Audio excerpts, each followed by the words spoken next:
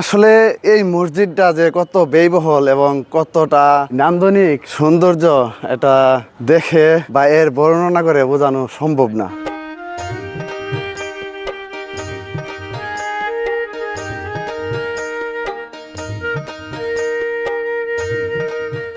এটা বহুত আগের পুরানা, 200-300 বছর 500 বছর আগের কথা। এটা হলো নাগবাড়ি, নাগ জন্ম নিছিল মহিলার করো, এটা নাগবাড়ি, সবে জানে নাগবাড়ি।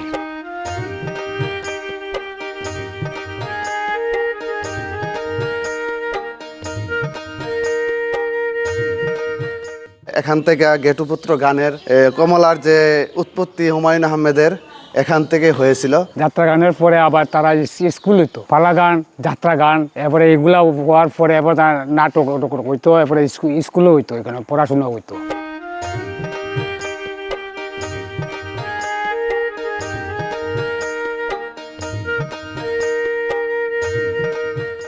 এই যে মসজিদটা খুব সুন্দর, বিভিন্ন ধরনের কালারে কালারিত।